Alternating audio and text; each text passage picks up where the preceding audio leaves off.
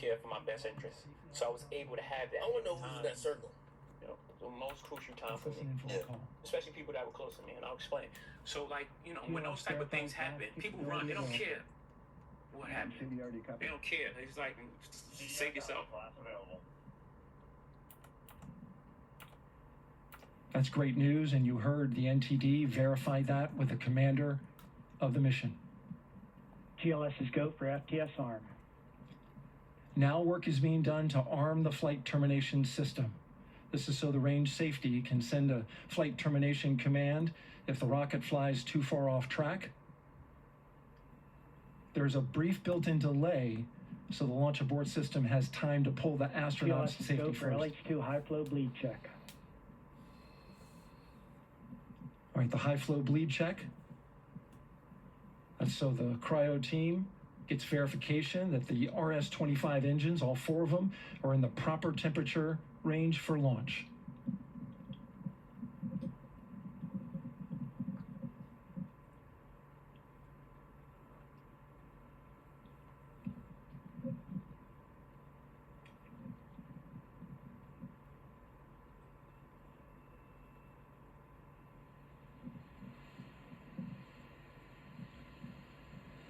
GLS is go for core stage APU start. Core stage APUs start. Those are auxiliary power units, high-speed turbines which provide pressure to hydraulic pumps that steer the RS-25 engines. We're going to see a gimbal test a little later at T-minus 2 minutes and 30 seconds. This is what allows that to happen.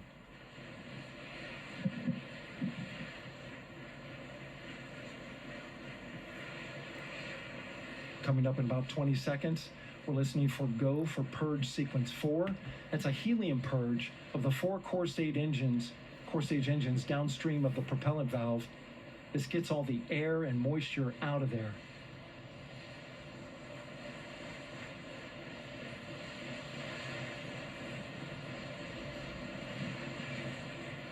GLS is go for purge sequence 4. Moving through the milestones. All is looking good.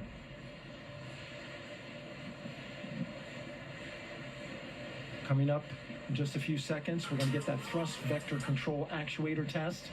This is a gimbling of the engines.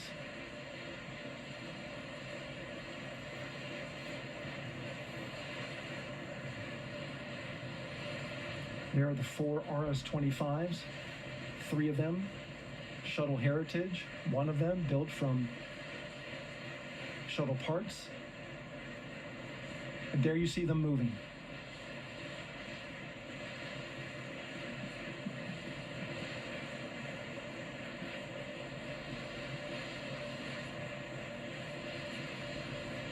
Now we're going to start moving the power from both the upper stage and the lower stage of the rocket to internal, taking ground power away and now going to battery power.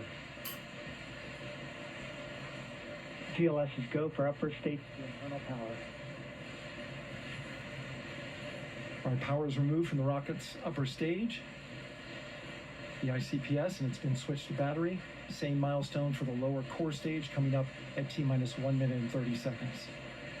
Right now, the 4-person Artemis II crew is 248,000 miles away from the moon. And if all goes well, they will fly by it in 6 days. GLS is go for core stage to internal power. All right, there's the rocket's core stage, which houses 3 flight computers, is now on its own power. There's no more hold time because there's no more margin on these batteries. So we would have to recycle back to T-minus 10 to recharge if we had a hold.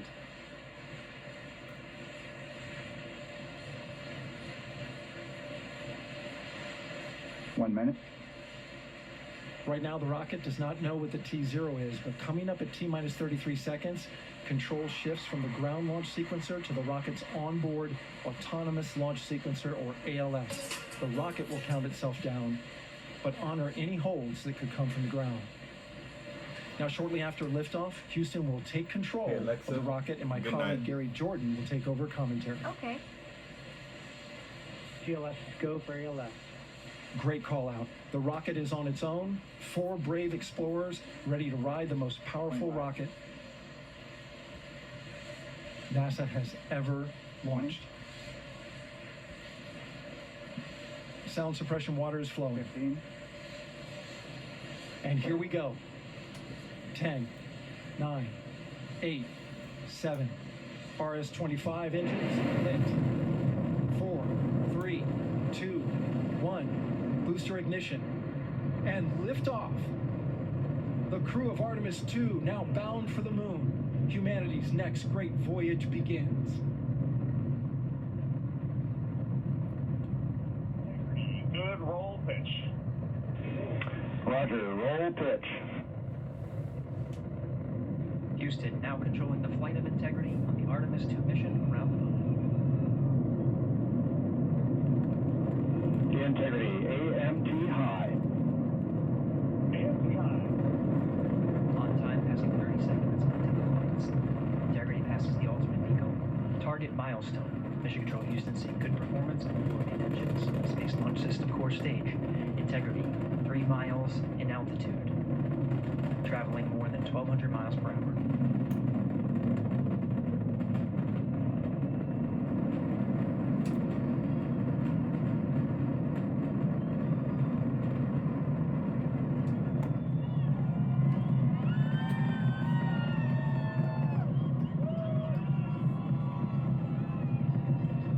Mission elapsed time, passing 1 minute, approaching max Q. On, Ponce on. Stan, we have you loud and clear on Ponce de Leon. Have you the same? Communication signal transfer confirmed as Integrity and its crew go supersonic. Approaching 90 seconds into the Artemis II mission. Integrity is 14 miles in altitude, 8 miles downrange, traveling more than 2,600 miles per hour.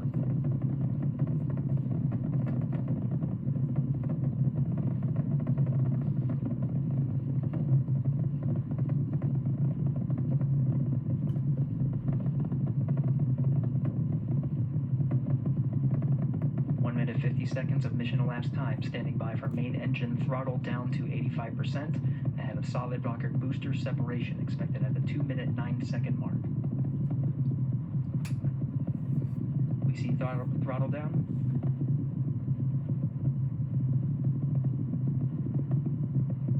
Confirmed separation. Main engine's throttling up, guidance converged.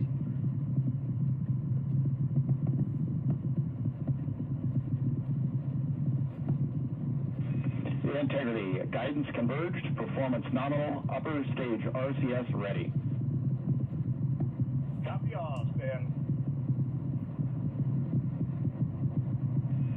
Integrity, SM priming complete. SM priming complete. 2 minutes 45 seconds of mission elapsed time into the Artemis II mission. Thrusters on Integrity and upper stage confirmed in a ready state, ahead of service module fairing separation.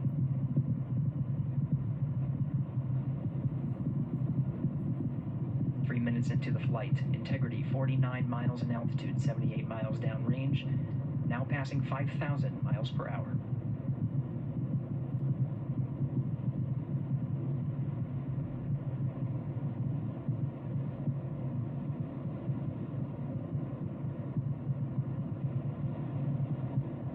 Standing by for launch board system jettison.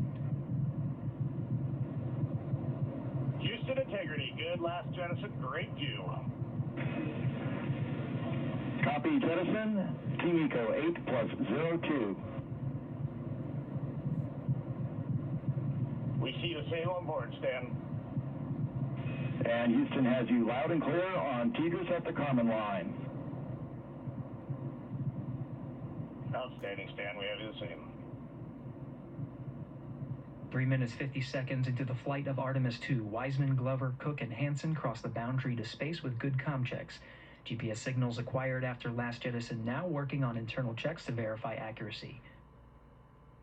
Flight Dynamics Officer analyzed the time of main engine cutoff, confirmed at 8 minutes 2 seconds, time of MECO.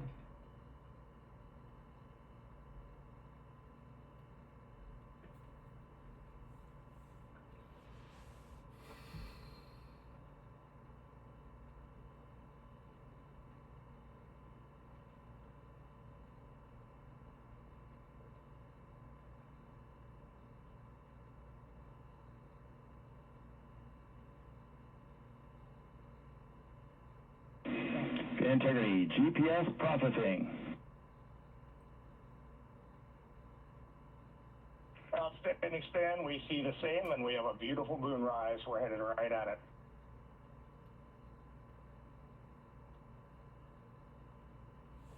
Approaching 5 minutes into the flight, Commander Reed Wiseman confirms he has visuals of his destination. GPS guidance, navigation, and control software finishes internal checks and sends to navigation channels. Integrity, 3 engine press. 3 engine press. On time, now passing 5 minutes 20 seconds of mission elapsed time into the Artemis II mission. At this point, 3 good main engines are all that's needed to carry Integrity to a nominal main engine cutoff target.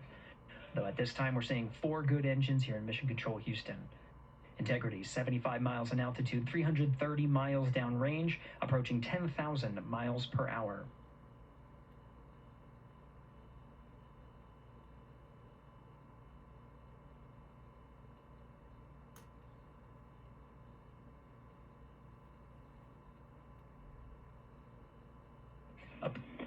Integrity, looking good at 6 minutes. Same on board, Stan. Good trajectory and engine performance. Booster officer will soon report the shutdown plan to Flight Director Judd Friedling, expected at the 7-minute mark. Integrity, 78 miles in altitude, 460 miles downrange. Integrity, expect nominal shutdown. Integrity copies nominal shutdown.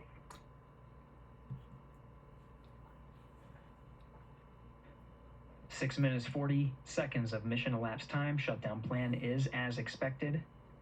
Again, the time of MECO was confirmed at 8 minutes 2 seconds into the flight.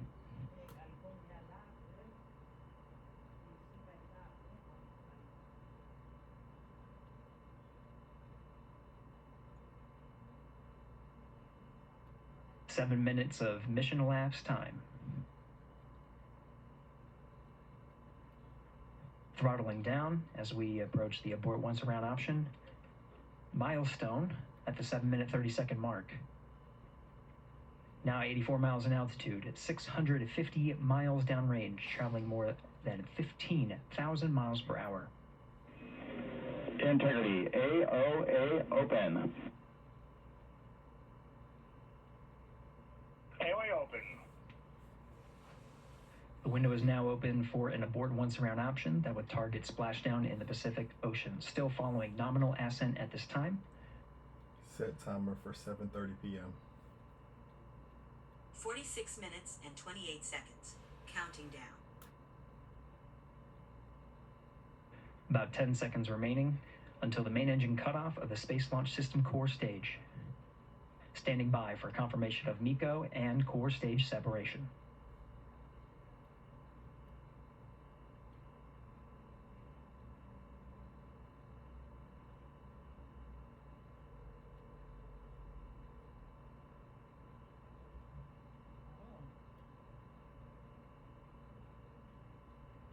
Integrity, nominal MECO, core stage separated.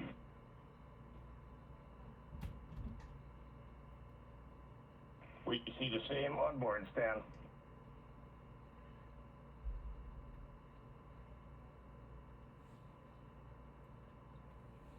Eight minutes 40 seconds into the flight, we have a nominal main engine cutoff heading in the right trajectory on the way to swing around the moon. Core stage has separated, done its job. The Space Launch System upper stage, the interim cryogenic propulsion stage, or ICPS, still attached to the Orion spacecraft.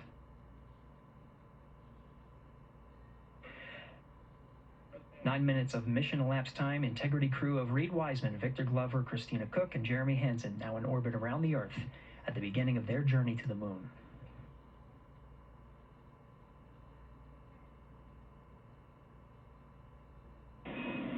Integrity Houston, looking ahead to PRM numbers so far per the pad.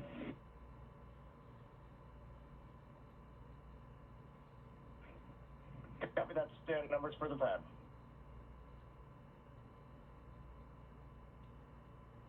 Capcom Stan Loves Now reminding the crew that the perigee raise maneuver time of ignition is as expected prior to booster ignition. That time being 49 minutes, 50 seconds of mission elapsed time.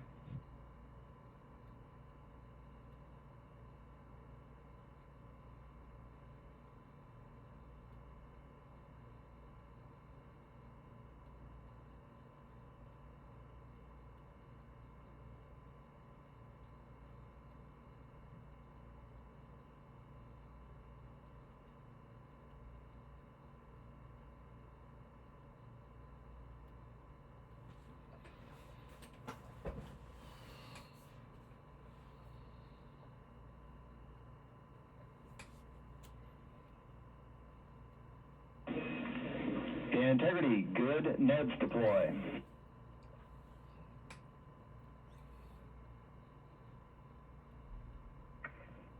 After that, Stan, good. Neds.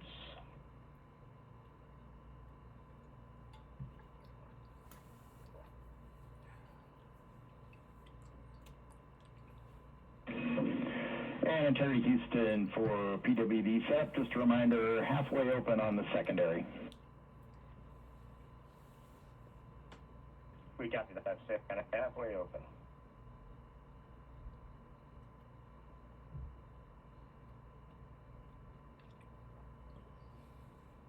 Passing 11 minutes of mission elapsed time. Here, overhearing the conversation between Capcom Stan Love and Commander Reed Wiseman, already passing some milestones. We have a good nozzle extension deployment system. That is confirmed. Complete. We also have the visors are confirmed up. Now past the dynamic phase of flight that is ascent.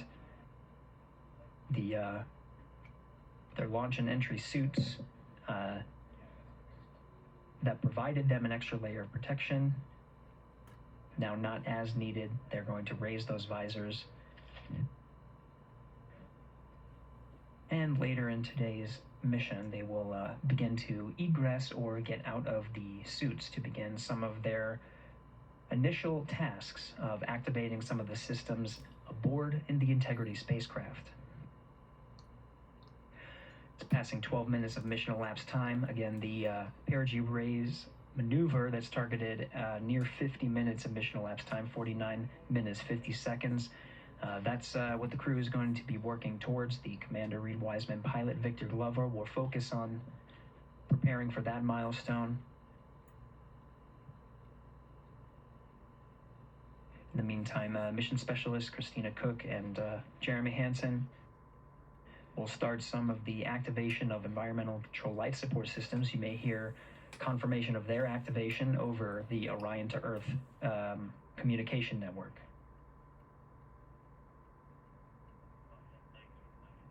Houston, C3 aux power back in auto. Copy C3 aux, and we're 2 minutes to maneuver.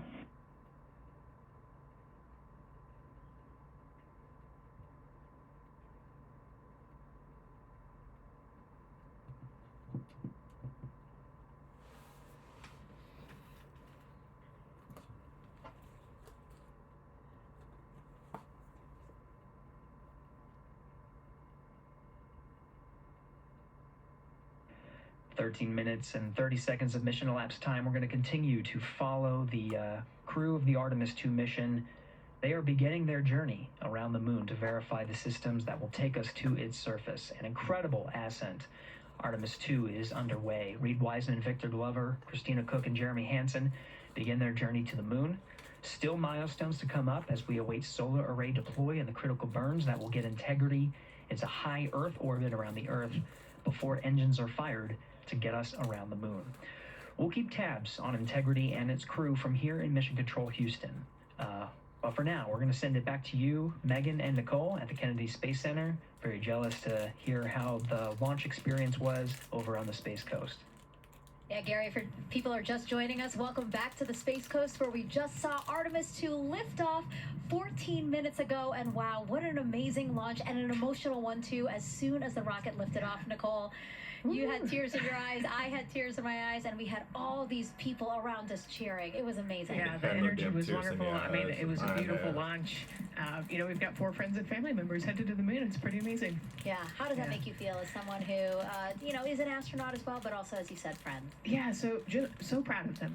You know, man, we don't have the words in the English language to describe this kind of an event, and pride, love, so many emotions. You know, they are truly breaking some barriers, and hopefully, you know, as Gary just said, they've got a long day ahead of them, so wishing them well on everything, but so far, what a beautiful launch to watch. Yeah, to be returning to the lunar orbit in more than 50 years. Maybe they go farther from Earth than any other humans before them. Maybe they see parts of the moon that we've never seen before. I mean, what a great start to what could be all of these milestones that we break in just a 10-day mission. Yes, what a way to welcome in the Artemis generation.